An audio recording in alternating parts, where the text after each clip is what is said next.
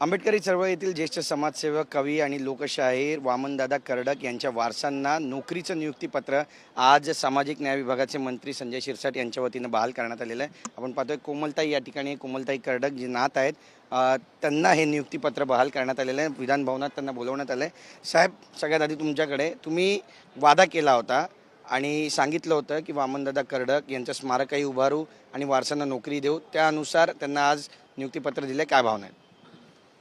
मागेच एक 8 दिवसापूर्वी जी काय मी स्मारकाचं भूमिपूजन मान्यवरांच्या हस्ते केले, त्यावेळेला मी बोललोही होतो की ज्या वामनदादा कर्डकांनी खऱ्या अर्थानं बाबासाहेब हे प्रत्येकाच्या हृदयात जे रुजवायचं काम केलं ते वामनदादा कर्डक. त्यांचे चिरंजीव आपल्यासोबत आहेत, त्यांची नात आपल्यासोबत आहेत, परंतु आजही परिस्थिती त्यांची अशी आहे की त्यांच्या हाताला काम नाही आहे. ते किरायाच्या घरात राहतात, भाड्याच्या घरात राहतात. म्हणून मी काल मुख्यमंत्री साहेबांना त्यांचं एक निवेदन माझ्याकडे जे आलं, तर ते निवेदन मी मुख्यमंत्र्यांनी दिले आणि हे नातीला सुद्धा सांगितलं की तुला पहिले टेम्पररी स्वरूपाचं का होईना, पण मी तुला आता हाताला काम म्हणून माझ्या विभागामध्ये त्यांना आता मी आज नियुक्त पत्र दिलेलं आहे. मला वाटतं एक नोकरीची सुरुवात, भविष्यामध्ये त्यांना कसं परमनंट करायचं तो निश्चितच आपण प्रयत्न करणार आहोत, परंतु ती किंवा त्याचं कुटुंब हे उघड्यावर राहू नये हा त्याचा मागचा आमचा प्रयत्न होता. नक्कीच. ताई, काय भावना आहेत तुमच्या? मी 22 वर्षांपासून भरपूर संघर्ष केला आहे दादा गेल्यानंतर. आणि त्यानंतर म्हणजे घरातून मीच एक आहे की पदवीधर शिक्षण मी घेतलेलं आहे. त्यानंतर मी 9 वर्ष एका कोऑपरेटिव्ह बँकमध्ये कामही केलं, पण तिथे मला प्रमोशनही मिळालं नाही आणि वेतन वाढही होत नव्हती.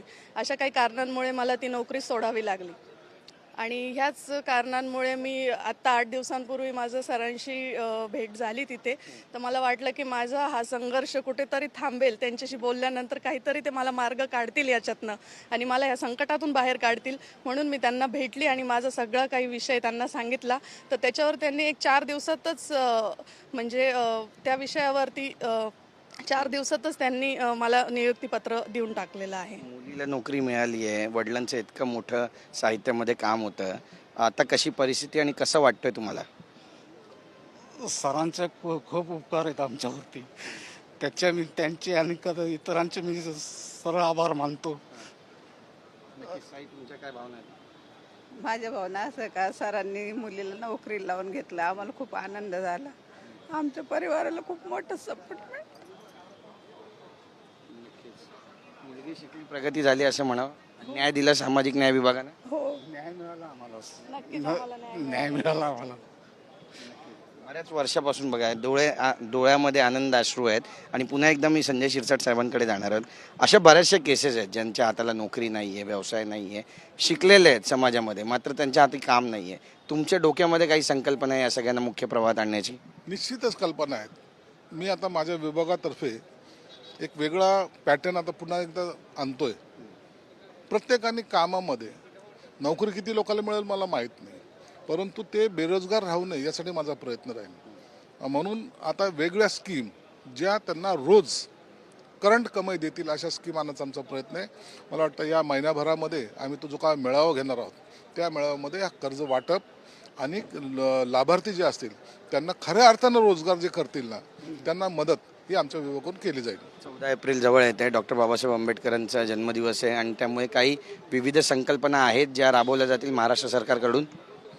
आता ह्या 20 तारखेला महाडला आम्ही जातोय. माननीय मुख्यमंत्री, माननीय उपमुख्यमंत्री हेच महाडला येत आहेत.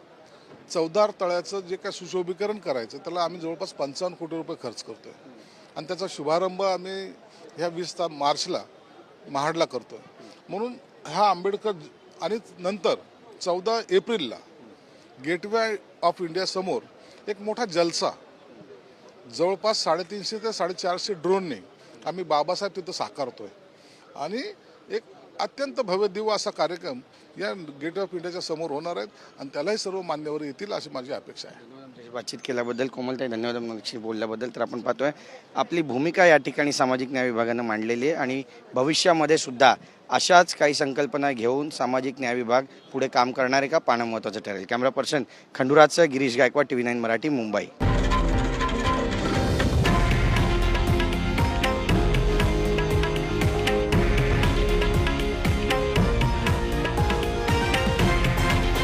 हे आहे देशातील नंबर 1 न्यूज नेटवर्क आणि आपण पाहत आहात TV9 मराठी, एकमेव.